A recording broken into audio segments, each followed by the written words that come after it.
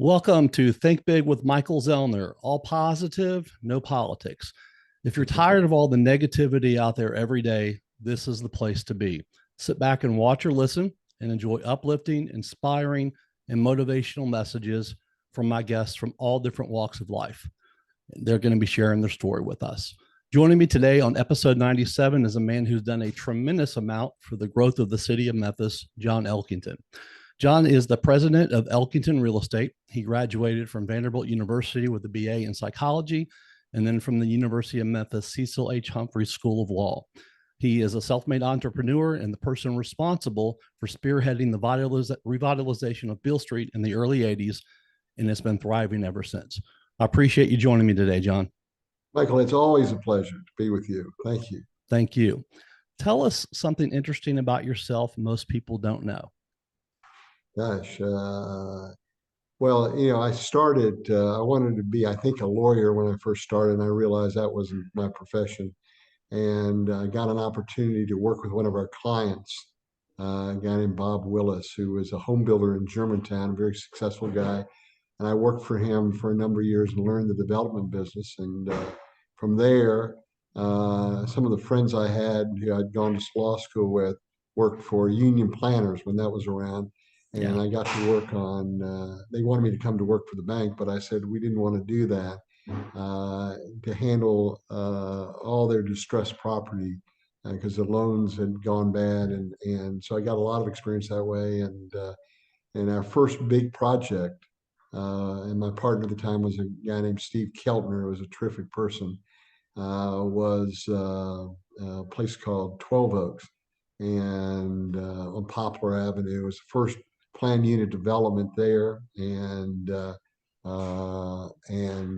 it turned out to be very successful. And we sold it in really tough times. And then from there, I got an interest in doing um, historical properties and using historic tax credits. And I did the Union Train Station in Nashville, which really led to the revitalization of the Gulch area there, and did Lenox School, which was a very successful conversion of a school in Midtown Memphis, a historic school. And I thought about the other day, Michael, about writing a book about all the funny things that happened to you along the way. Yeah. And Willie Harrington, when we did Lenox School, was the chairman of the school board. He was the head of the school board. And so we basically got the property, but we hadn't closed it. So we had a lot of demolition we had to do. And so, we started the demolition to get it ready because we were, interest rates at the time were 18.5%. So we wanted to move along as quickly as we could. And I'll never forget, that's where I met Willie Harrington. He came over there and said, "Gosh, I didn't know you were this far along." And the place was all torn apart. And but we sold that out in 3 weeks at 18 and a half. If you can imagine that, 18.5% interest rates, which was something else. You, know, you spent the majority of your childhood in Fort Lauderdale. What Right. are a few of the best memories that you have of those years that still make you smile today? Well, I went to a very good school, Pinecrest School, and my mother was a single mother, and my brother and I really, she concentrated on education. That was very important to her. So she worked as a home economist. I'm not sure they have that profession anymore, for a big Jefferson Superstores, which was a big a supplier of appliances. And she scraped the money together to have us both go to private school. Wow. And I have a lot of great memories. The football coach there was terrific, and that's how I got a scholarship to Vanderbilt. But I have a lot of fond memories of that. We just had our reunion, our 50th reunion a couple of years ago, Cool. and we just picked it up right away. All the people I went to school with, they're all very successful people in Fort Lauderdale, and I never went back there. I could have gone, but I decided I liked Tennessee and I liked Nashville. And interesting enough, when I was in school, everyone had to take a course in business law at Vanderbilt to graduate. And a guy named David Stein, this is interesting, David Stein, who was a professor of it, he was actually the head of J.C. Bradford, which was a very prominent stock brokerage house in Nashville, said, I'm going to help you boys with the rest of your life. I'm going to give you 3 tips. If you follow them, you're going to be very successful. And one of them was, you ought to live in Memphis. That's going to be the next great city in America. And so I came to Memphis, and I'm glad it worked out. And yeah, I've had a lot of great opportunities, a lot of things that I'm happy, have made me really happy to be a participant and being actively involved in this community. Well, that answers my question. How did you end up coming to Memphis from Vanderbilt? So, that answers it right there.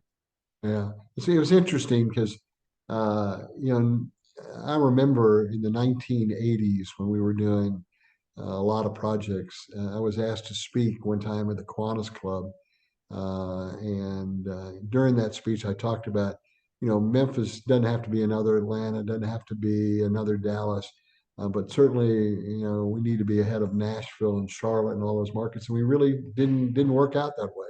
Right. And I think it's because we really didn't have strong leadership in the community.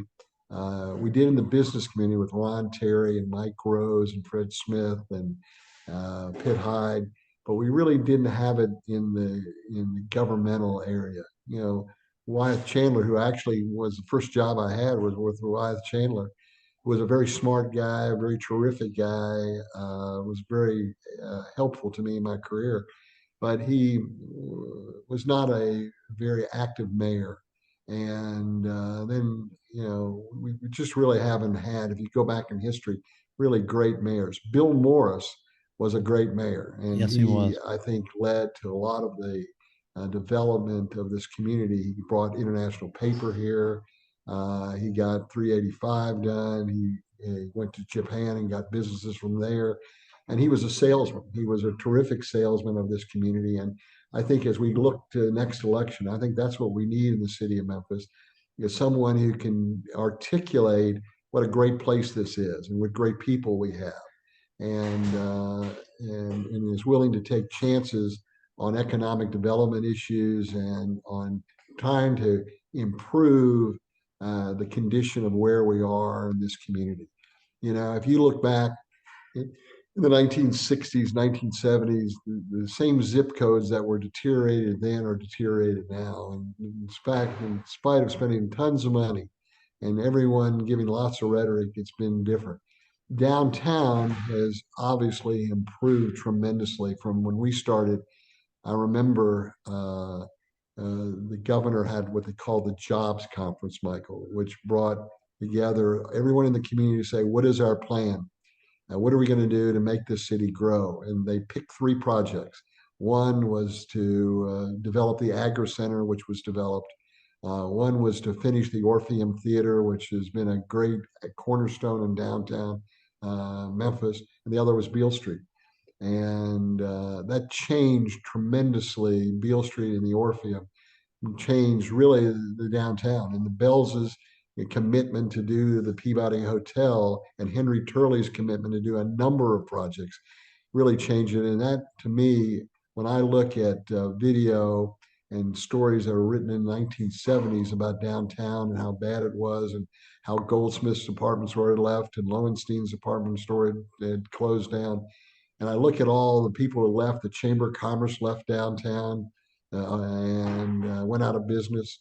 And I look back and see where it is today and where it was in the 70s, and that's great progress. And I wish we'd have another generation in this community pick up where that left off. And while there have been a lot of projects and they're all been helpful, we've also had a lot of people who've announced stuff that has never materialized. Right. And I think that a lot of these people aren't from Memphis, and it's a difference. When you're Henry Turley and you grew up here and you worked here and you worked for Percy Galbraith to get started, when you're the Bells family and all their contributions, and when we started, we were a young company, Elkington and Keltner. We had all people that lived here, had grown up here, and we don't have that as much. Boyle Investment Company, they probably do more work today in Nashville than they do in Memphis. Great company, great leadership there. So I wish we would have another generation that would come along and do the things that need to be done here. We still have areas in South Memphis and Fraser and other parts of downtown that need to be redeveloped. They need to be productive. They need to be on the tax rolls. And I think that is, really what I think I enjoyed the most while I'm developing projects in Alabama and Mississippi now. At the time, Memphis was my focus, complete focus. And we had a city council, Michael, with Louis Donaldson, who was an incredible person, and Wyeth Chandler and Philip Perrell, and a number of really outstanding people, Bob James. And I'm not sure today we have that same kind of leadership that is not interested in self aggrandizement, but they're interested in helping the community. And when you look at the caliber of people they had in the 1960s and 70s, it was remarkable. And I don't think I think things got done because people were civic entrepreneurs. The greatest one of the whole community, and this is a long answer, Avron Fogelman did so much to improve Memphis. He got us on the real world of sports. He built great developments. He was very active in helping get people to move forward and move into this community. I don't see any Avron Fogelmans anymore, and maybe it's because we don't have a newspaper, and maybe it's because it's hard to get out the message like it was in the 70s and late 60s. Or maybe it's because I remember years ago, the Rotary Club would have 400 members at the Peabody Hotel, and people could exchange ideas and do different things and promote what they were doing. And that's not the same thing today. While they still have 200 members, it's not the same impact that it had in the 1970s. And I think all the civic clubs, the Kiwanis Club, the Rotary Club, all these helped move this city forward. And there was a much more civic involvement than there is today, I think. I do another podcast called Let's Make a Better Memphis. I do it. My co-hoster, Mike Williams, who was president of the Memphis Police Association, incredible Sure. man, and Sherry Hopper, who's a teacher and radio host here. And we talk about it. It's amazing all the money that they're spending on, Liberty Bowl in that area and fixing up FedEx Forum, the money that the mayor's asking for, I believe around 700, million. It's wonderful. And those things are Right. great. But if you don't build it from the inside out, and get into the communities that need the help, the zip codes that you talked about there, it's still not going to get anywhere because only the wealthy people are going to be able to appreciate those things. Well, I think Jim Strickland has done some visionary things, and because I think this whole thing about improving the having potential tourist attractions like Liberty Park, I think are very helpful. I think when I remember when I came here, people call the University of Memphis Tiger High. Yeah. Well, that's no longer that. They've had great leadership with Brad Martin and Dr. Rudd and Laird Veach, who's the new athletic director. I mean, these are people who make great contributions, are very smart, and have been around and understand what it takes to make a great city and a great university. And I think that's important. And I think that's why Nashville, when I look at the largest employer in Nashville is Vanderbilt University, private employer. And they've made such an impact in that community, not only in their construction and not only in turning out people to live in that community. And I think University of Memphis has changed over the years, and I'm proud to say, we have a scholarship out there, and we're finishing up one for my wife, and I think that all that's important. A city with a great university is a great city, and I think that people like Avron Fogelman made such contributions to the business school and everything else that it gave it credibility. And the new Performing Arts Center that they're building right now is was done by local people, And so that's what it takes to make a city great. You got to have participation. Right. And what I worry about here a little bit is I don't see that generation of the Rudy Scheitz of the world and the Avron Fogelmans and the people, the Ron Terrys, and the people who really gave credibility and said, let's reinvest in this community.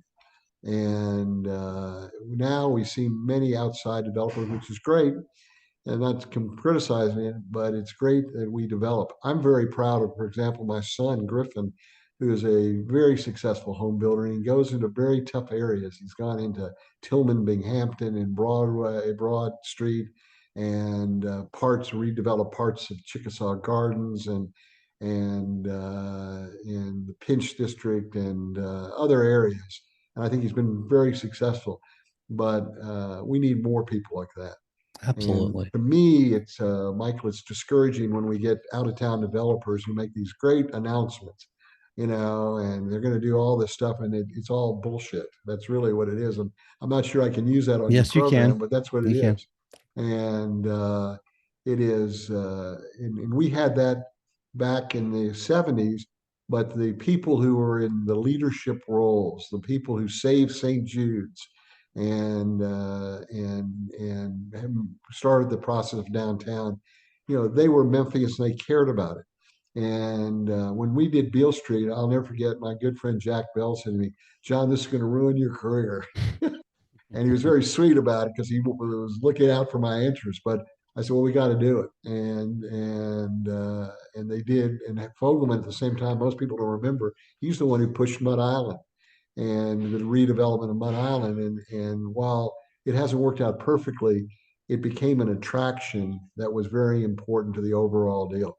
And my good friend Jack Soden, what he's done at Graceland, people don't appreciate the fact that was Graceland was basically the Presley Foundation was, or Presley family was not was not in a good position to redevelop that area, and Jack put all the people together and made it happen. And that's what we need some more of. I'm not saying that we don't have a lot of development going on. I think, in my world, uh, people like Carol Coletta, is just a superstar. And to do what she has done on the riverfront, that kind of caps off that riverfront development with the different buildings, with the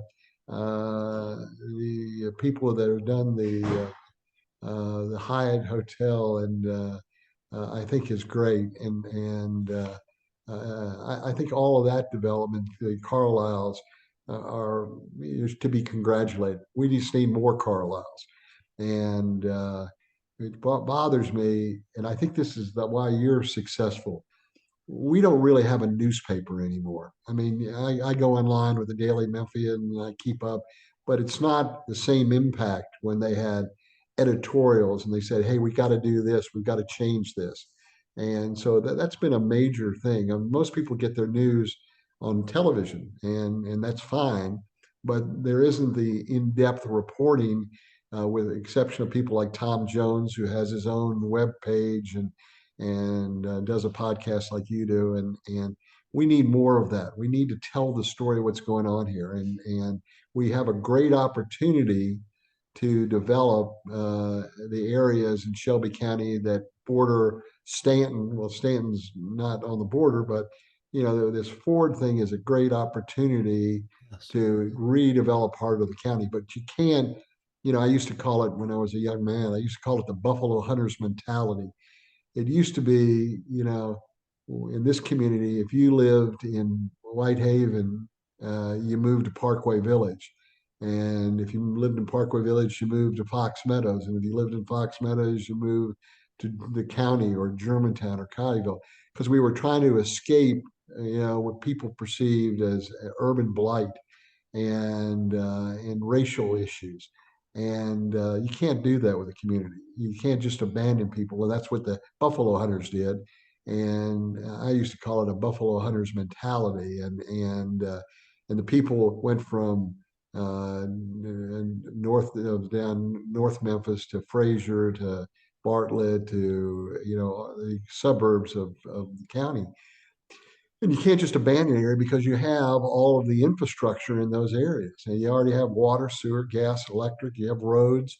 And that's why I'm encouraged to see the redevelopment by people like Billy Orgel, who's a Memphian who cares about this city, redeveloping the area, the pinch north of the pinch and in those areas. And it's remarkable.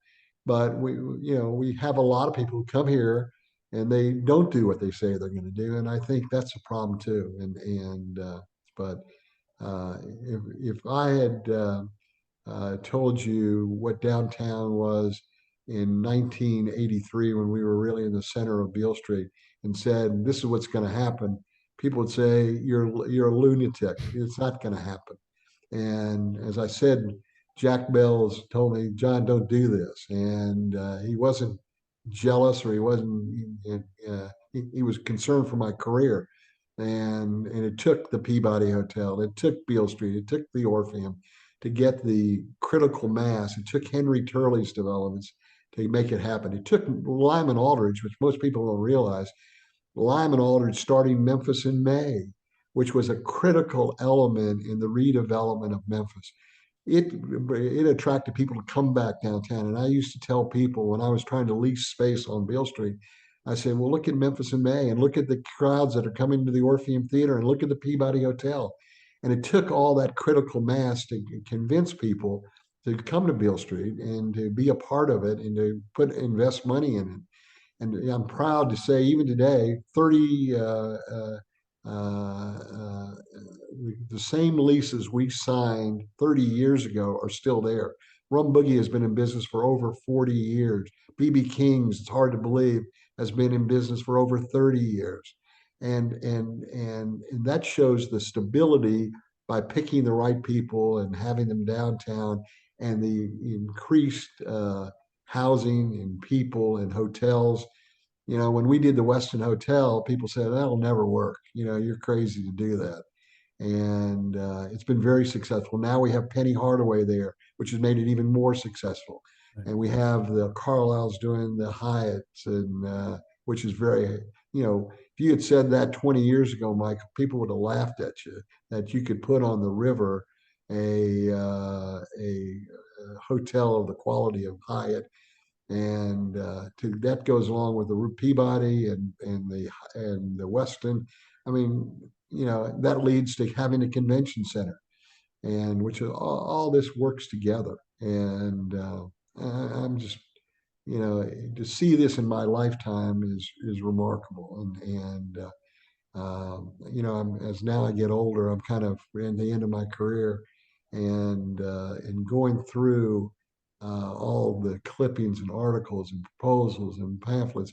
The pandemic did one good thing for us.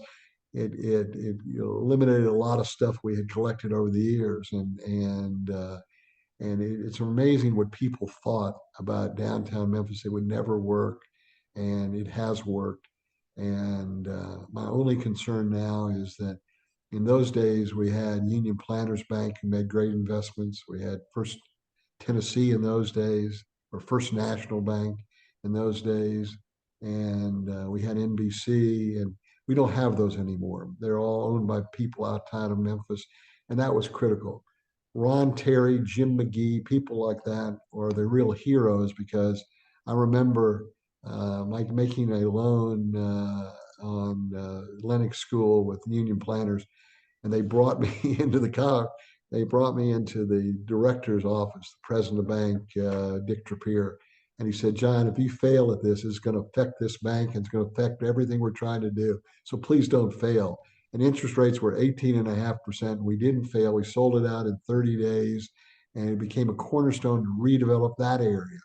And that's how I got into Beale Street, is because of Lenox School. Elkington and Keltner was named one of the top 100 builders in America for 10 years, from 1992 to 2002. Right. What made you guys so successful during that time? Well, I think we had good people. And today, Larry Jensen worked for us, and Larry has his own commercial company, real estate company. And we had Kerry Whitehead, who was with Boyle, and had Larry Wright, who has his own company, and we had really good staff people like Barbara DeFore has been a very successful broker, and then we have some people who are no longer with us. Donald Williams, who did a great job for us for many years, and then we had people like Al James. You know, people give me all the credit for Beale Street. Well, people like Al James, who's been there for 50 years almost, was there before I got there. Has been is a cornerstone. He's a good guy. He knows what to do. He does his work, and he doesn't ask for a lot and return. And I think that's what it takes. It not only takes good people, but we got all the young people that came to work for us and wanted an opportunity to be in the real estate business. And in those days, you had to go work for Schumacher Mortgage or Percy Galbraith or Boyle Investment or Bells. There weren't any young companies that were doing business, and for the time, it was very successful. And we did a lot of good things together. But we decided to branch out. I wanted to do more historical properties and do more commercial properties. My partner wanted to do more residential properties, and I think today, when I go through and I go back through look at some of our properties, like the gardens at Chickasaw Gardens, and some of the really successful things we did, Coventry Gardens, and the first project we did was a thing called 12 Oaks, which still looks great. It's 50 years old, and I got invited by their homeowner association to tell a story. I mean, people fought that. They didn't want it in the neighborhood. They didn't want a mixed unit condominium project in their neighborhood. They weren't used to that. And it was a very close vote. And a guy named J.O. Patterson, who was a city councilman, was the deciding vote. He said, we got to make a change in this community. And so we can't just have single family lots in East Memphis. And that opened up areas, redeveloped areas, made it better. And so with that, I think that's what we were. We were kind of an innovative young company. We started with nothing, and so we we didn't have much to lose initially, and so it was important. I understand that you were known as Mr. Bubbles, John. Tell us a little bit about that. Well, when I was in college, I played football, and I didn't have much of an income. My mother was single, and my brother went to Duke, and I went to Vanderbilt, and I didn't have a lot. I had $55 a month to live on, Wow. in those days, I don't tell the story often, but in those days, all these fraternities at Vanderbilt, that was really the social life of that school, would have parties. And what I would do is I would go into the Archway Liquor Store, which was near Vanderbilt. It was owned, actually, now I've learned after many years, it was owned by the sheriff, Faith Thomas. And so I would buy liquor and would then go to Kentucky Fried Chicken and put the champagne, if it was a champagne party or whatever, in buckets, and I sold it. It was less than retail because I was getting a wholesale price. But I made in one weekend, I made $8,500, but I made a lot of money. And today you couldn't do this because I would sign the checks, Mr. Bubbles, and I had little bubbles at the check. And when I'd go in the bank on Monday morning, all the people at First American Bank would say, "Mr. Bubbles, how was it this weekend?" And so I turned that over when I graduated. Turned it over, and they kept it for a couple more years. But I could imagine today, with all the banking regulations, going in with no with a deal, Mr. Bubbles. I mean, but it was a great experience, and we had a lot of fun with it in college. And about a couple of years ago, I was in the press box at Vanderbilt, and one of my friends I hadn't seen in a long time said, "There, Mr. Bubbles is in the audience tonight." So it's a lot of great memories. I had a Vanderbilt. I told my wife when I die, I want to spread my ashes there because it made such an impact on me in my life, and I love the institution as I love the University of Memphis and what they're doing, and what Laird Veatch and Dr. Rudd, and all the other people have done to make that a better school. So that's important. All this is important in your life. There's not one color. There are multitudes of things in your life that affect you. And as you know, I had open heart surgery in the beginning of last year, and I was at the point where they didn't know whether I was going to live or die or whatever, and it gives you a sense that what do you have to show for your life on earth? What did you do? And so I became, the chairman of the board of the Salvation Army, which is a great organization which helps people, and the Rotary Club and what they're doing of feeding poor people at St. Patrick's Church and that parking lot there. They feed every month 500 people, give groceries, and I think that's what we need: people to whom much is given, much is required, and that's the way I feel now with my life. I think that there's so much to do in this community, and so I'm pleased when I see my friend Mike Palazzola doing so much in Germantown, and when I see Jim Strickland and others doing things. I just wish there were more politicians who would be more interested in making the city grow. And I'm very encouraged with the Chamber of Commerce now. We have a new guy, which I think will help. And you've got economic development is the center of everything, and that's what Bill Morris was so good about. And he was a great salesman for this community. We need another great salesman to sell with the wonderful things in Memphis. Not only do we have the best water in America, we have a great transportation system. And, we have rail, we have road, we have FedEx, we have the airport, we have all these things. And it takes vision and people to say, hey, I'm going to get involved in that. And I wish more people would get involved, not just to have it on their resume, Right. but to really make a difference in what we're doing. I mean, we talk about, obviously there's negative in every city, there's going to be crime. And I tell people all the time, there's way more good in Memphis than bad. Right. Well, I think crime is a problem. I know, but I think it's a result of kind of the community. We've ignored Whitehaven in a lot of respects, and Fraser, and parts of South Memphis, and parts of, Parkway Village used to be a very viable deal. Right. And I was through there the other day, and a lot of the businesses are gone. A lot of things have changed. Winchester was a major artery. But if you go from Kirby all the way out to Germantown, with the exception of Federal Express and Costco and a few businesses, we have a lot of businesses that didn't make it.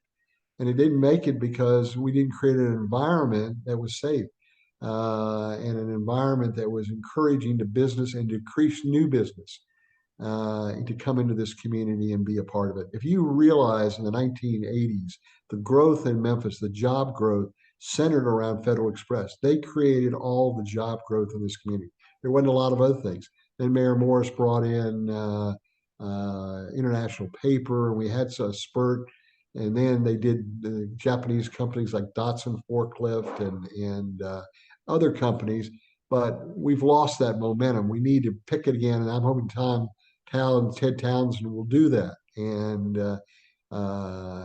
it's amazing. I look at what Lyman Aldridge is doing now to tell the story about what Memphis in May did to change this community. At first, blacks didn't communicate with whites. I remember, and my dear friend of many years, DeArmy Bailey, and Walter Bailey, my lawyer, is an unbelievable guy.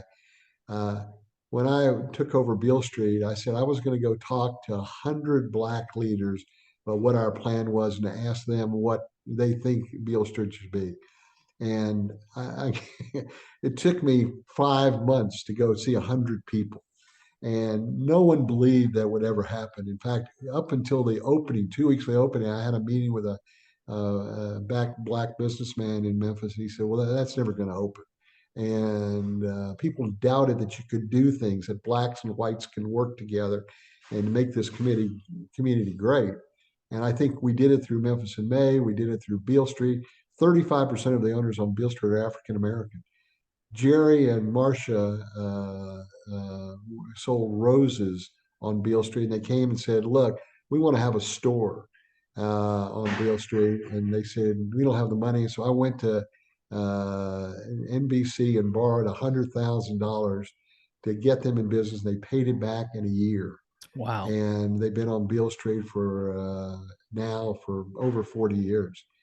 Well, that's what we need. We need to take a chance. We need to make things happen, and we need to have economic growth in the Black community in this city. That's absolutely essential. And we need to get areas where you're not afraid to walk down the street. You're not afraid to jog through Midtown or downtown or East Memphis. All that is important. And so the next leaders, the next group of leaders, need to focus on that, and they need to concentrate on making this a great city. We have all the ingredients. We got water there.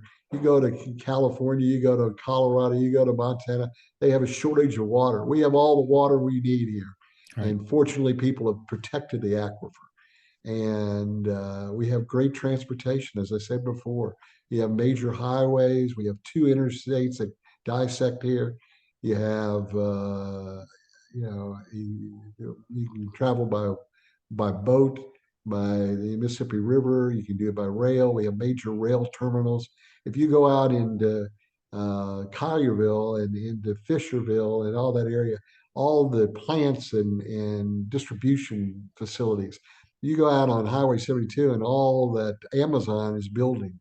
It's incredible, and all the jobs they created.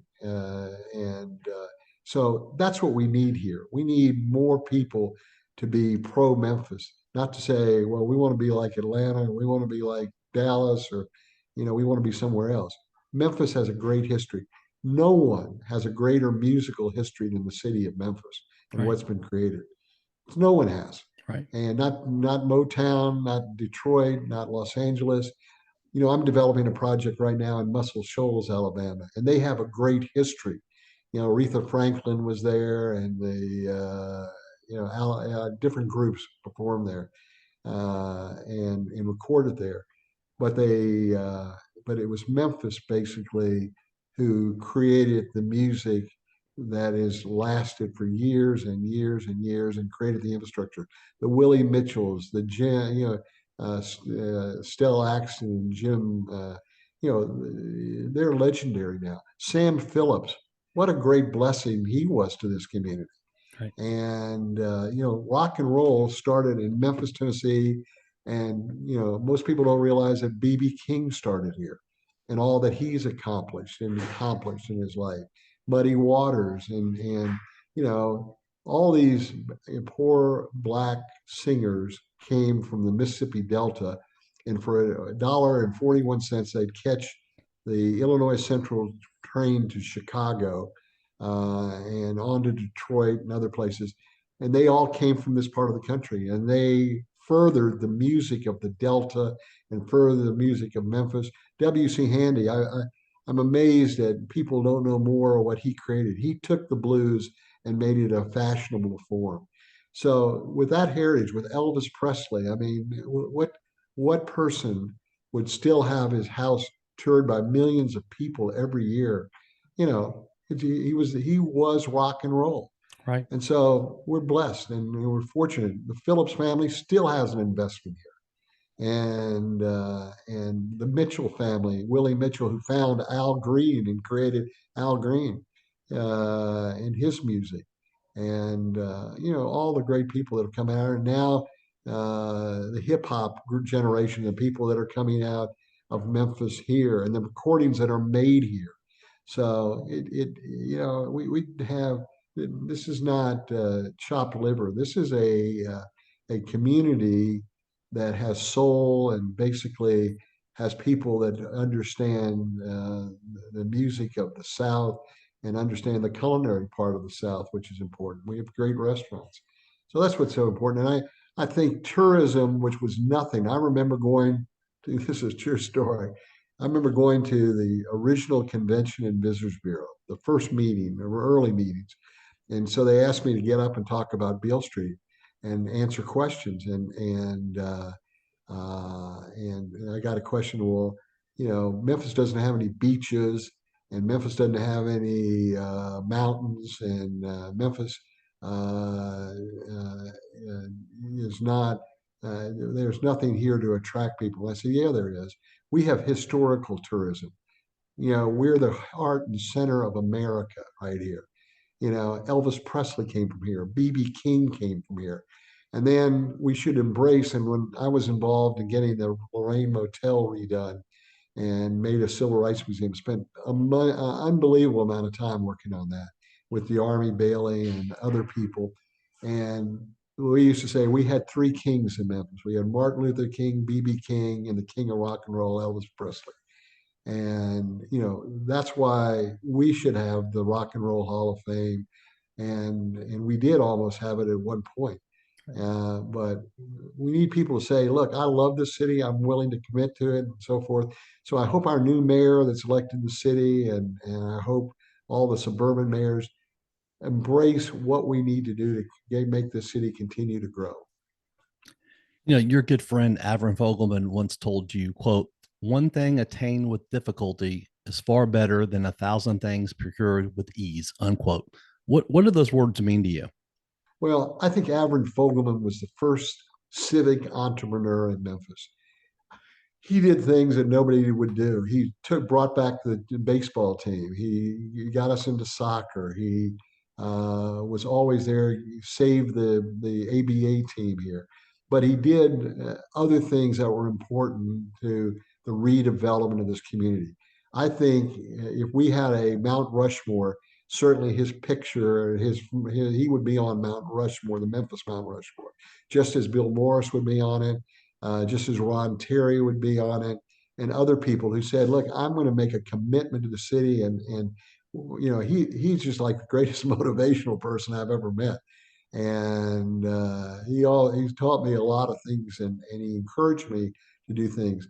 Doing something a lesser thing is not doing a great thing, and there are always the possibility you could fail, but he reminded me of the story of the high jumper.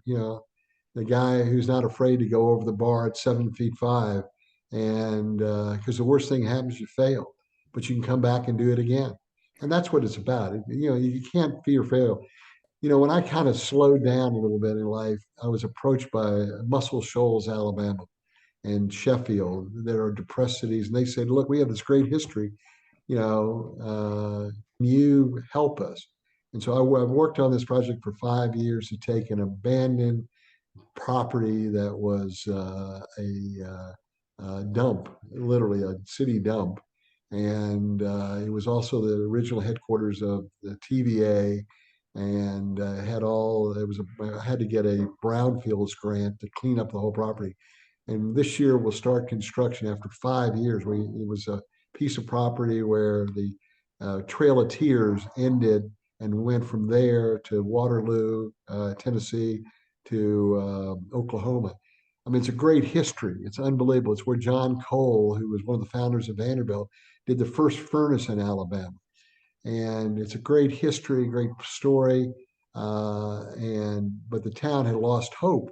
And so that's a risk. And people say, well, this will never happen. Well, it will happen. And you've just got to be willing in life to take risks and get other people to believe in taking those risks to make a community grow. Last year, for the first time, Sheffield, which is where this is located, grew by 4%. They hadn't had any positive growth, and all been negative growth since 1962. Wow. And what it takes is people who believe, young people who believe in making a community better, making schools better, and making industry better in the community. My great uh, sorrow about Memphis is our school system has never kept up with what it needed to be. It got too political, too segregated. Busing, even though my friend Otis Sanford disagrees with me about this, I think busing did more to destroy Memphis than anything else. It was artificial. And I know we needed to desegregate the schools, but there should have been a different way to do it without disrupting the whole system. And I think that affected all the creation of private schools that were not necessary, took millions of dollars out of the economy to support those schools that could have gone into other things. And, everyone has a right to disagree, but I think that was a major turning point in this city when, we could have utilized that money other places and we could have figured out a way to get the schools desegregated without busing people across town, which I think was a mistake. I grew up at the Memphis Jewish Community Center with Rick Fogelman, Avron's son, and I reached Right. out to Rick and I told him that I was going to be interviewing you, and he actually reached out to his dad, and Avron said this quote: "Thanks for asking me about John Elkington. John was the original leader in the growth of Memphis when everyone else other than John wrote Memphis off. He believed in Memphis like no one else. John was a true bulldog, and observing his actions during those years inspired me to become a very active civic leader in the 1970s and 80s. John is definitely a glass totally full guy. Tell John hello for me," unquote. I wanted to Right. let you Well, know. Avron Fogelman, and I said this before, obviously, to you. Avron Fogelman was the first civic entrepreneur in this town, and his leadership was so important. And he did things that no one else would do. The University of Memphis, he understood the importance of that school and contributed millions of dollars, but he contributed his influence to make it where they had their own board of trustees, and all these things are important. And there's so many people who have done things in this community, but Avron Fogelman, Bill Morris, Ron Terry, Carol Coletta, Tom Jones, all these people have been great stewards of making this city great. I'm amazed about all the criticism of the riverfront and what Carol Coletta is doing. When people go down there, that is an incredible thing. And I've worked in Cincinnati. We've done projects in St. Louis, and no one will have a riverfront like we have. And it absolutely frames all the development, the condos and the hotels and everything that are on the river bluff. And that is like one of the greatest accomplishments. And there are a lot of those things. Frank Smith, who is started Wiseacre Brewery, is doing some incredible stuff of redeveloping neighborhoods and areas. And if you just had a few more Frank Smiths, Carol Colettas, Avron Fogelmans, Bill Morris's, this would be another unbelievable town. And I remember if it wasn't for people like Sam Phillips, Jerry Phillips, Knox Phillips, they kept music alive here. If it wasn't for Kevin Kane, who promoted the tourism industry here. So there are lots of people who have done things, but I think eventually you need to have a concerted new effort. We need new leadership. We need people who are younger who can do things, and I think that's what it takes. It takes people who are not afraid to take a risk and not afraid to lose everything. Right. When you get my age, it's a little bit more concerning to lose everything. Right. And anyway, I love this city. I love the people of the city. I love the history of the city. And I wrote a book about Beale Street, my experience, and it is a lesson I think that's very important. You got to take risks to make things go. And I think right now with what Penny Hardaway is doing at the University of Memphis basketball, what Laird Veatch is doing to expand the Liberty Bowl, what young Rick Fogelman you mentioned, and people like that, younger Memphians, I think that speaks and bodes well for the future of this community. I am excited about the change of leadership at the Chamber of Commerce, because that is very important. Years ago, I was asked to speak in Detroit at the Chamber of Commerce there about urban redevelopment, and it was at the Fox Theater, and they get me a room at the GM Towers, which was about 6 blocks away, and everything between there and the Fox Theater was torn down or vacant, and there was no commerce taking place. And I was just back there some time ago, And it's all changed because it was leadership. They said, hey, we're going to change this. And the Ulick family and a number of other people said, hey, we're going to make a difference here. And we need the Ron Terrys, the future Ron Terrys, the Avron Fogelmans, those people to step up and say, hey, we're not happy. And there are lots of people that can do that. I think when years ago, when they started Memphis Tomorrow and those kind of organizations, I think all of those were important, and I wish they, and I hope they'll continue. You mentioned David Williams, Leadership Memphis. I was on the first class of Leadership Memphis, and people wanted to do things. They wanted to change Memphis. And I look at it today, and it's not the same entrepreneurs that were with us in the beginning.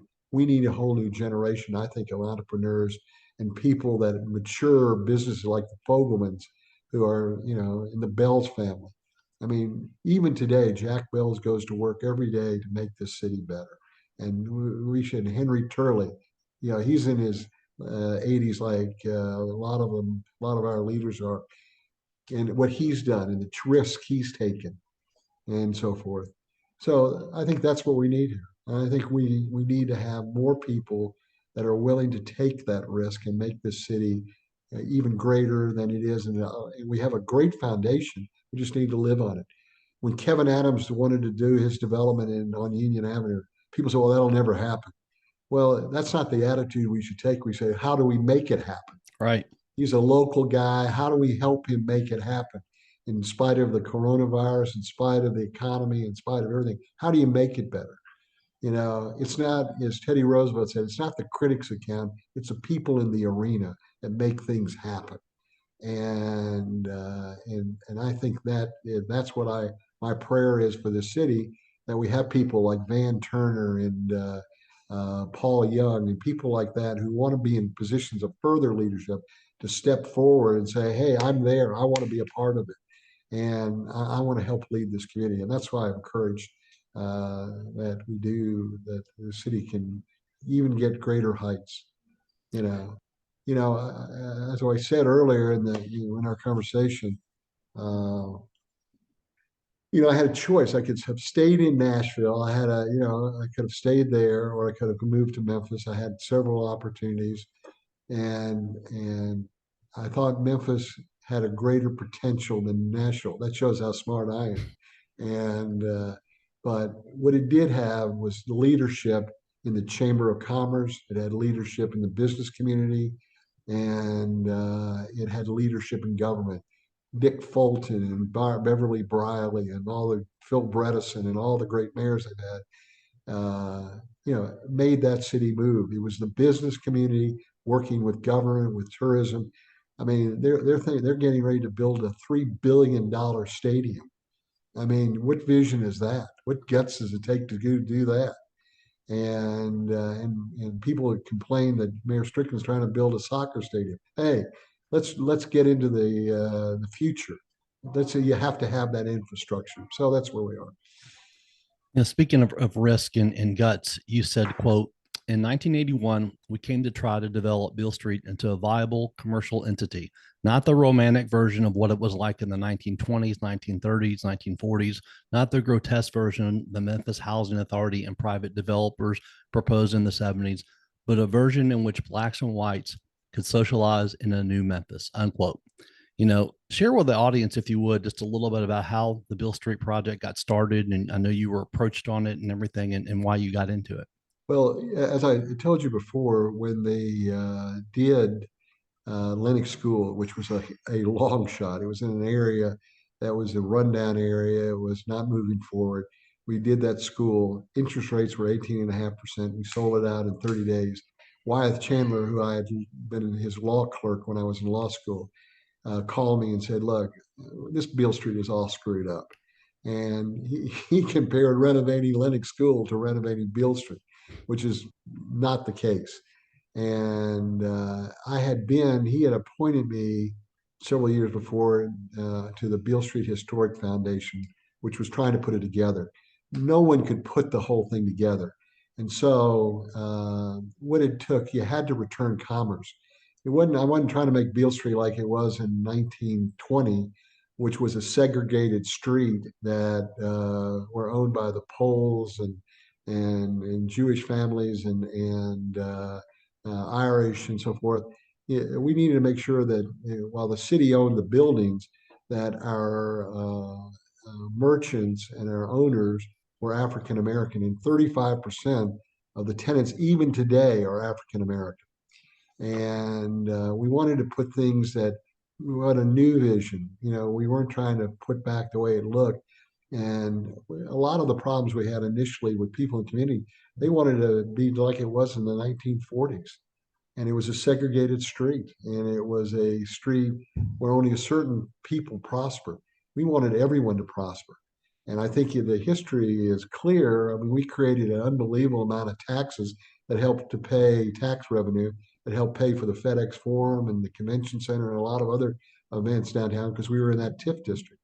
And, we didn't get a huge subsidy on that building. This was private money that made that work. It wasn't public money. It was a little bit of public money for infrastructure and to restore some of the buildings, but it was individuals, the Preston Lambs, the Silky Sullivans, the Bud Chittams of the world, all those people, the John Robertson and his wife. It was those people that said, hey, we want to make it work. And it was in Marcia and Jerry Burke I talked about earlier. They wanted to take a chance. It was the Mitchell family who said, hey, we're going to open a place. And while it didn't flourish, it added credibility to the thing. It was the entertainers, the Sandy Carrolls, all the people, the Don McMahons, Preston Shannons, all those people added to the value of that, and we created our own stars. And the Beale Street Blues Band. It was the flippers when we said they approached us and can we flip down Beale Street? People said, "Oh man, you don't want to do that. That'll be a bad deal." They symbolize Beale Street, and they become a great group that's gone all over the country. And when I look at what Beale Street was all about and is today, and while it's lasted, so long, is because we set a good foundation of people, that said, hey, we're going to make it work. When Marcia and Jerry Burke, who've been there for 30 some years, said, hey, can you help us? And they put their son through college. They live on Mount Island. They've been very successful. And then the people that work for us, Al James, who had been there before we took over, had worked with the Beale Street Development Corporation. It's been there for 40 years or more. He's still there. He walks those streets every goddamn night and every day, and he keeps it clean and safe and secure. You don't hear about people being mugged on Beale Street. You've heard about things that come off of Beale Street, but not on Beale Street. And that's what is so unique about it. And it's people like Paul Young, who's kept up the lead. It's Jennifer Oswald, who was the head of the Center City Commission before she moved to Knoxville. People like that. It was Jeff Sanford, who told me when I first started at Beale Street, said to me, John, you're nuts to do that. And he reminds me of that. It's the Pat Hallorans who took a chance on the Orpheum Theater. He could have done a lot of things in Memphis, could have worked it, but he took a chance. And I remember when he asked me to be on his board, I went down to the theater to sit in it, and the seat collapsed. And he renovated that, brought Conrad Schmidt in to renovate that building. And their board, it was just an incredible group of people who made that work. And I'd like to see more of that today in this community. I don't see that kind of leadership. That's what it took to do Beale Street. It was just, I was determined not to fail. And I put so much money and personal money in it that basically I was afraid I failed, I was out of business. So I had to come back and make it work. And while I never fully recovered it, it was an important thing for Memphis. And I had friends like Avron Fogelman and Ron Terry and others who encouraged me to say, stay in there. make it work, don't quit. And so it took people like Cindy Harris, who then later on ran Memphis in May, and people like that who were great contributors to the street and added value to the street. And so it's like, it's amazing. And the workmen and the people that clean the street. I was down there the other day, and I hadn't been there in a month or so, and people came out of their buildings to say, "Hey, how you doing? I haven't seen you. I hear you had a heart deal. I was praying for you." You couldn't have that anywhere else. I mean, that is just such a great feeling and a great camaraderie because people work together.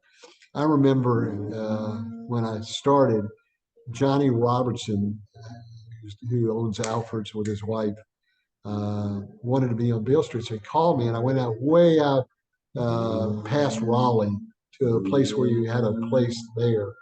And, I was so prepared to sell him and tell him all these virtues. And he said, "Look, you don't have to sell me. I'm sold. I want to be there." And so he took over space, and they've been in business for 40 years. So that's what it takes. It's not one person. It's one person motivating a whole group of people to get involved. And so, this project we're doing in Muscle Shoals right now, a lot of people say, "Well, it'll never work." It will work, and it takes, but it's not just me making it work. It's a lot of other people also involved who say, "I believe in the vision," and that's what we did. We set up a real vision, and we had great architects and Tony Bologna and his people, David Sherman, and we had good contractors, but more importantly, Dick Hackett, Wyeth Chandler, Bill Morris supported what we were doing, and I think you can't. What Fogelman used to say, you can't be afraid to fail, and my office is full of memorabilia that Avron Fogelman gave me over the years to encourage me. I have a thing that celebrates Perry's victory in the War of 1812. Don't give up the ship. And I have this medal he sent to me and said, "Hey, buddy, don't give up the ship." And I think that's important. And I'm glad we did it. I think there are other projects that were, when Henry Turley did the Falls building, that was a huge risk. When Jack Bell stepped in and did the Peabody Hotel, that was a huge risk. And he bought it at the foreclosure. And when Lyman Alder says, "I want to make Memphis in May a celebration," that was a risk. And because he wanted to bring people together to make it happen. When you look at all of the things in this community, when Carol Cletta, and I just get irritated when I read on Facebook people saying, criticizing, "Well, we're not going to be able to have Memphis in May." Yeah, we will, but we've created something that's much more permanent. And if you look at all the cities on the Mississippi River, that will be the most talked about part of the river. And this city owes her a lot. And, she's the one who organized the jobs conference, which led to the Orpheum and Beale Street and the Agri Center. So, there's lots of people in the mosaic, and I just happen to be at the right place, and I happen to have people that loved me, who supported me in what I did. I'll tell one last story. The weather now is going to be cold. Well, in 1985, things weren't great for us, and it was snowing on Beale Street, and one of our merchants, the people who owned Hutkin Hardware store, were out there decorating their place. And then and I called him up and I said, "Mr. Hutkin, I want to buy some hammers and saws and whatever you got, because I want to thank you for what you're doing. You're still here." And the same thing with the general store on Beale Street, Schwab's. Mr. Schwab was a great proponent, stayed there. I remember one day he was putting these Costa Rican shirts, short sleeve shirts, in the middle of February, and it's cold and nobody's on Beale Street. So I called him up and I said, "Mr. Schwab, I want a dozen of those shirts, but I'd like them at wholesale price as opposed to your retail price." And it takes people like that, and Schwab's has been a key part of Beale Street. It survived everything. And when you ask me about the MHA, there was a vision one time to tear down Beale Street completely and put in what they called Handy Circle, which would bypass it. And unfortunately, that didn't happen. We stopped all of that. So that's kind of where we are. And it's been a pleasure talking to you. And I don't know if you have any more questions, but glad to answer them. But I do. I was to ask you, are you okay on time? yeah, yeah, absolutely. Okay, because I do have lots more questions. So if you're okay on time, we can keep going. If not, we can stop and do a part two. Whatever's good for you. No, okay. You're good. All right. Fire away. Awesome. You've developed so many close friendships over the years. We talked about Avron, Fogelman, and there's a few more I want to talk about today. You said, "quote My good friend Rufus Thomas, walking the dog, once told that it took the white keys and the black keys to play the guitar to play the Star Spangled Banner." Unquote. I love that. Right. What do you remember most about Rufus? Well, Rufus is a great personality. I mean, when I was picked to redevelop Beale Street, he was the very first musician to come and talk to me. And he said, be authentic, be real, be true. And as you remember, we put up a monument for him that's still there. And because he was a real Beale Streeter. I mean, he, played at the Palace Theater, and he was a great promoter, as was his daughter and his son, Marvell, who was a big supporter, did our first videos. And Carla Thomas, who was so great. They just, I can go on and on with people, but uh, that symbolized what was important about Beale Street. It took both black and white keys to play Beale Street blues again, and as it does to play the Star Spangled Banner. Joyce Cobb, who is one of the greatest performers ever to come out of Memphis, uh, opened a place there. She risked everything to open a place, Lafayette Draper, who was and now they still have a Lafayette's in Memphis that his family's involved in. All that was important. And Joyce Cobb sent me the other day a, uh, a video that was on Channel 3 in 1972 when they were arguing about doing the Mid America Mall, and it was about downtown, and about all the hotels had closed, and Boyle Investment had moved out of downtown, and all the hotels, all the department stores were closed. I mean, it was a tough time. And it was about 10 years after Martin Luther King was killed and assassinated in Memphis. So it took a lot of pieces to get there. And it was like the Orpheum, the Civil Rights Museum, and my sister was in Memphis last year, and she said, what were you involved in? And I said, well, I was involved in everything. And because it was a group of people who didn't care about the money, and they didn't really care about personal fame and fortune, they cared about downtown.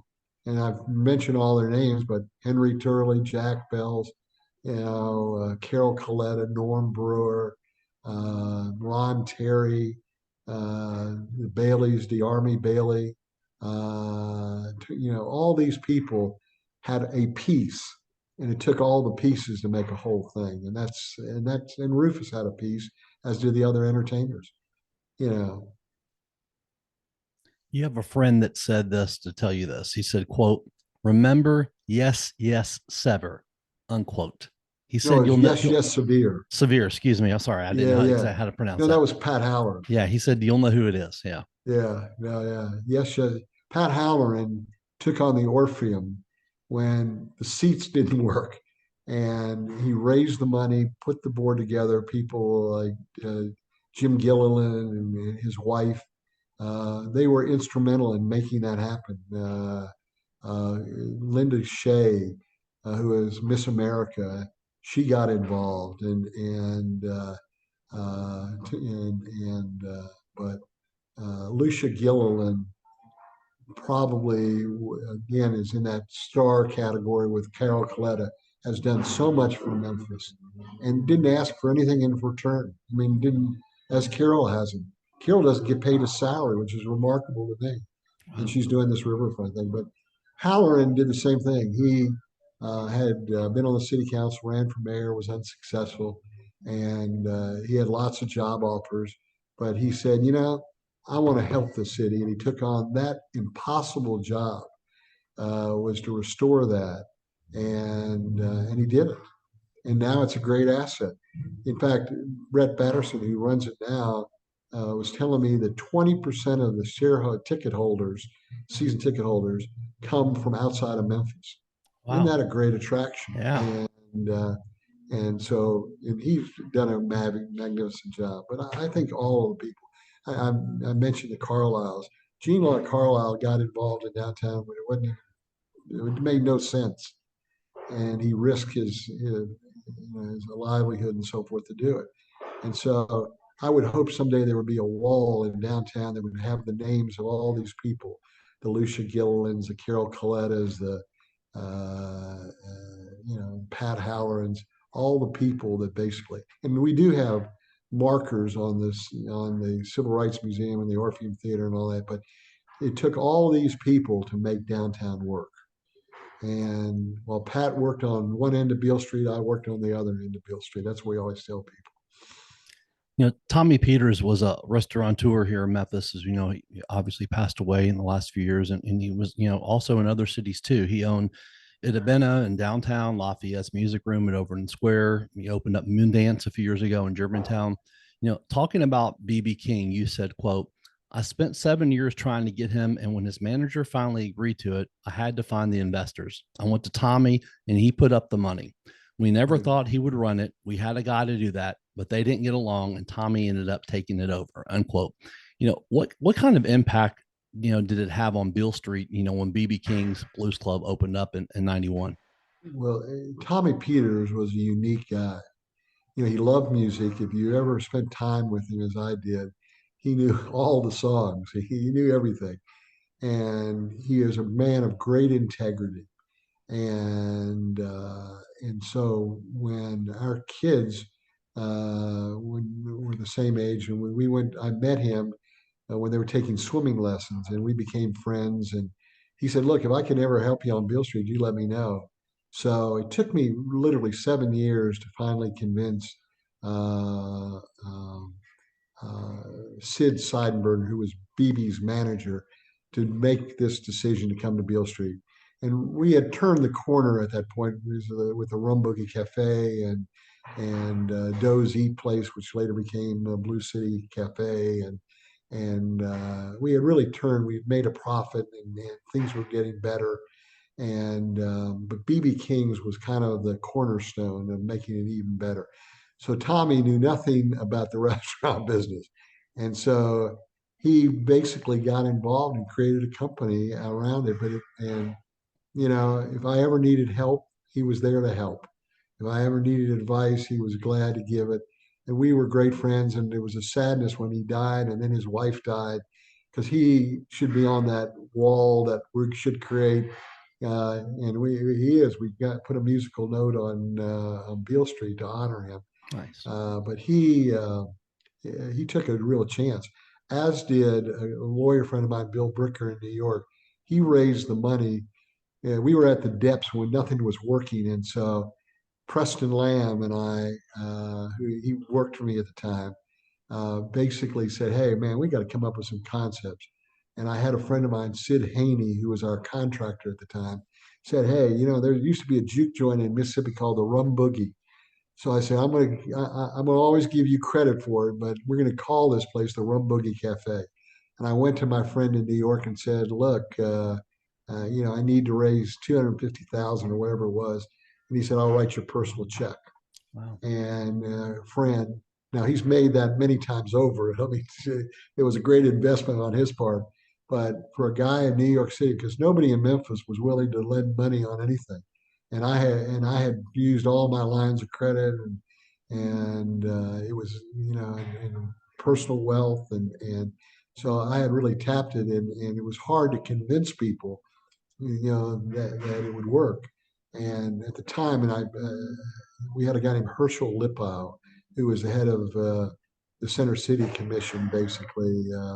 And Herschel said, "Well, we ought to make it more like Disneyland." I said, "We're going to stick to what we wanted and more like Williamsburg." I'll never forget that. Nice guy, but he didn't know anything about the development business. I said, "We got to stick to what we said.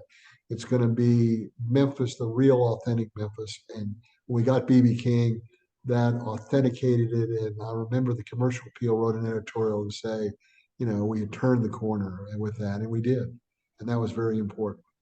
And Tommy took a chance. It took a huge chance. So, you know, I'm just glad. I'm sorry that the way he died was very sad, and but he was expanding. He was good. He had called me and said, "I want to help you in Muscle Shoals when you do that." And because he loved music, he was really, and he knew a lot about it. And anyway, he and Preston Lamb and Johnny Robertson and his wife, Johnny's wife, and Silky Sullivan. I remember getting Silky Sullivan. He was like the big deal in Memphis on Overton Square. Yeah. So I talked to him for years, literally 4 or 5 years. You got to come down to Beale Street. And so one day he came and he said, "I want to Beale Street." And I brought the deposit money. And I said, he brought $5,000 in cash.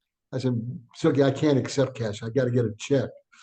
So Joe Sabatini, who was a contributor to Beale Street, who worked for me, had to go on a Friday afternoon, right at closing time, and convert that cash into a check, cashier's check, so we could show that we had gotten it. Now it wasn't cash, and the bank was closed, so they weren't open. They weren't open on Saturday, so we had to take on a Xerox machine a picture of all the money. And so I said, we just need to store this in our safe or something till Monday, then we can convert it, and which we did.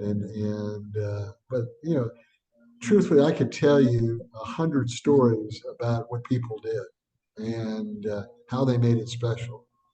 Did you get a chance to spend time with BB King at all? Oh yeah, I chased him all over the country. I spent 7 years. I chased him to Natchez, Mississippi, and to Las Vegas, and to Reno, and New York. Sid Seidenberg, who was his great manager, who also managed the Gladys Knight and the Pips, was office in New York, and I wore him out. Every time I went to New York, I'd stop at his office, which was a lot in those days, and we became great friends. Uh, he finally said, "I think, John, you're ready to put a BB King's on Beale Street." And so that changed it. But if I hadn't had Tommy Peters, and it didn't work out with the manager, who was a great guy too, but they just had a personality conflict. And so if it hadn't been for Tommy, and he almost lost it several times. He had other investors he had put in, and they tried to take it away from him, and we fought that. And fortunately, he maintained it, kept it, grew it, made it better. And he is the whole thing about it. And it's sad now that both BB, Sid, and Tommy are dead, because they really formed a great group, and we were part of that group. And I just can't tell you how important that was to Beale Street. The Overton Square founders, passed on the idea to renovating Beale Street, and you didn't. With your leadership, Beale Street is now one of the most iconic streets in America today. Right. You said, "quote, you've got to live in the city to make it work, or you've got to have people that are involved who care as much as I cared. I knew if I failed every day, I'd be in the newspaper. I couldn't Right. fail. That's why we stayed in as long as we stayed," unquote. Everybody obviously has failures here and there, but where is that drive in you and that perseverance? Where did it come from to not only succeed on Beale, but in almost everything that you've done? Well, my mother, and I hope I don't tear up. My mother was a great woman. She raised two boys, had no money, and both of them went to colleges, got scholarships. I went to Vanderbilt. My brother went to Duke, and she said education is the most important thing. And when I played football, which really kind of helped me in my life, uh, uh, you had to have football shoes, and my mother took a second job to get those shoes. I'll never forget that. And they weren't expensive; they were $12 or $15 or whatever they were in those days. I'm not sure, but she got another job because she wanted me to do what I wanted to do, and and uh, and you know, I think in those days, especially in the Black community too, there was a more closely knit families.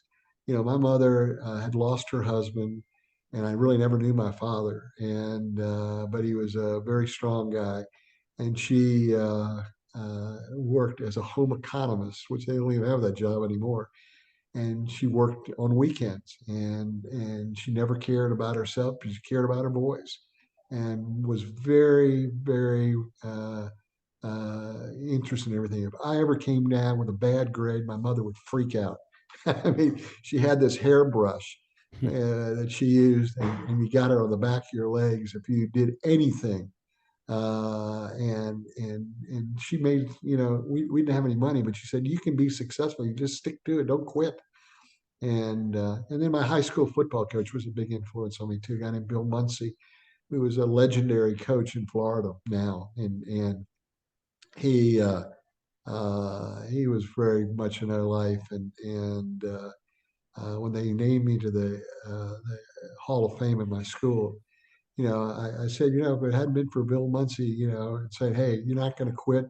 We were a smaller school. We played teams like Miami High and Stranahan and all these big schools. St. Thomas Aquinas, which now probably produces more college athletes than any school in Florida, except IIMG, and St. Andrews, which was another big school, and MacArthur High School, and all these bigger schools. We never quit. We were smaller. We were not as hadn't have as many players, and but we never quit, and we were very successful, and we were a winning team every year. And I think that was important, not to quit. My senior year, we played a team called St. Andrews, and which was a much bigger school than we were, and we were losing with 55 seconds to go, and I threw a pass to a guy named Charlie Mangano, who is now dead. But Charlie caught it and ran 55 yards for a touchdown, and we beat him at the end of the game. And most people would have never given us a chance. And Cardinal, same thing with Cardinal Gibbons, which turns out tremendous athletes, and St. Thomas Aquinas and Miami LaSalle. A couple of weeks ago, I was at the Grizzly game, and I sat near A-Rod, and so we were talking, and I said, I'm from Fort Lauderdale, and I know you played for Miami Westminster. You used to play us in high school, 50 years apart, but we were, Right. we used to play you. And he said, we used to always say Pinecrest was so tough, they never quit. We didn't have as many people. They now play, if you can believe this, they just had their homecoming game. They play at the Florida Atlantic University, draw great crowds, and their stadium.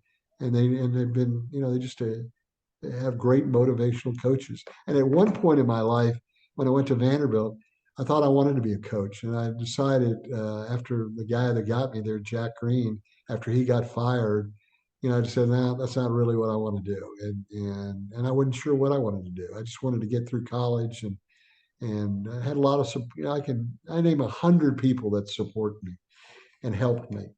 The dean of men there, Casey Potter, who is now in his late 80s, was the dean of men, and I talked to him. I was part of the anniversary, our alumni anniversary, 50-year anniversary, and I walked up to him, and he knew exactly who I was, and he remembered the stories about helping me in college. I mean, and so, friendship is very important, as you say, and people. I'm very fortunate to have a lot of friends, and I believe it's a two-way street. You got to give as much as you get, Right. and I'm fortunate to have lifelong friends, and it showed when I was in the hospital.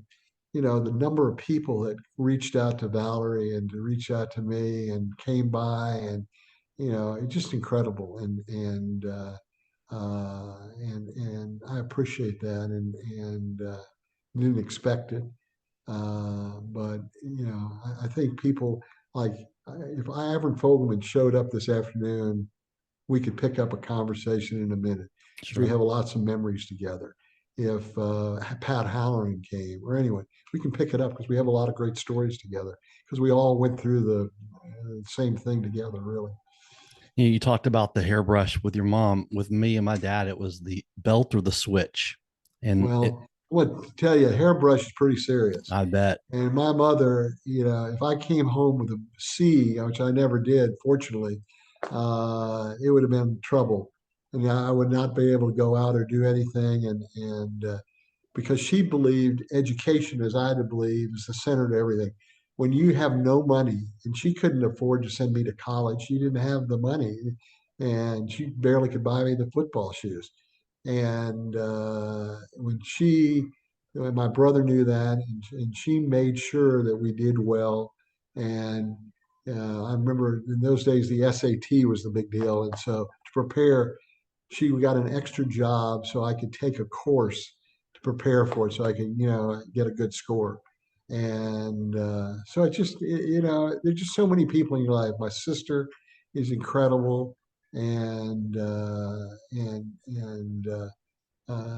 she married a terrific guy, and uh, worked for the National Geographic, and my children have worked out well, and my son's a home builder, my other son's a commercial broker, and Bo, my youngest, wants to be an entertainer. And when I said, this is a pretty tough deal, and make sure you get through college and you have something to lay back on. So he got picked last month by the Nashville Songwriters I saw as that. one of the up and coming future songwriters in Nashville. And he works at a place called the Listening Room. And so not only does he go to school and carry 15 loads, he works at the Listening Room. And so I'm blessed to have children. I'm blessed to have a wife who's basically very supportive. When I decided to do this thing in Muscle Shoals, I said, it's going to take me away. I'm going to have to be there on a certain amount of time. She said, do it. I want you to go do it. And because they needed, she went and visited the community, and it was like lots of parts of Memphis. So, and you shouldn't be, there's a lot of books written about failing. You shouldn't be afraid to fail, but I don't want to fail. Right. So I hang in there longer, than maybe you should.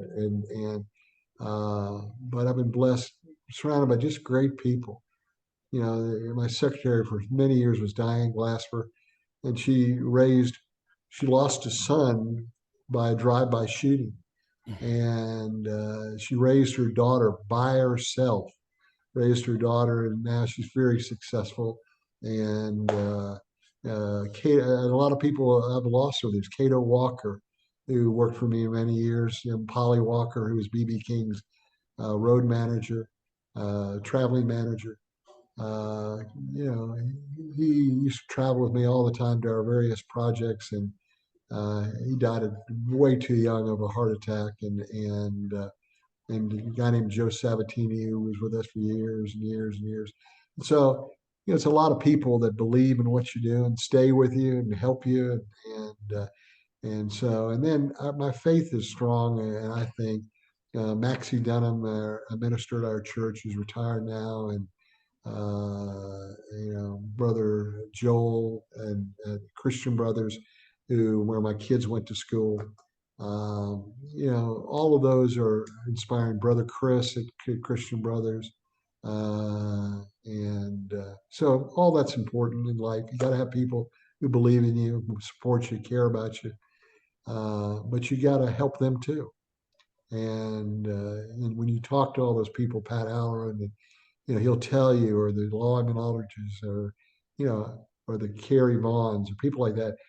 it's a mutual deal. It's not a one-way street in life. You got to go work both sides of the street. You got to help them. They got to help you. So that's the way it works. No, I have several more things I want to talk to you about, but I know you guys are getting ready for Christmas. Would it be okay if we split this up into two parts Yeah, and we get absolutely. together again in a couple of weeks because I Yeah, have that'd be great. lots of great things I'd love to talk to you about more. So if that would work, I'd Okay. be after the New Year's we can get back Just send me together. an email and we'll do it in the new year. Absolutely. I And I'm really sorry appreciate. to ramble on. You've got No, me. absolutely. This is what I want. I mean, it's been exciting. That's what I said. I have so much more I want to talk to you about. I want to hear about, and so I'd like to split it up into two parts so it doesn't take your up several hours for you today. I would be glad to. If you would do me one favor, email me what Fogelman said, because that means a lot to me. Absolutely. I'll forward that email to you. That'd be great. Okay. I All look forward to right. Have talking a to you in a wonderful couple of day. weeks. You too. Thank you Yeah, so much, John. Bye bye. that's it. Bye bye. Thanks.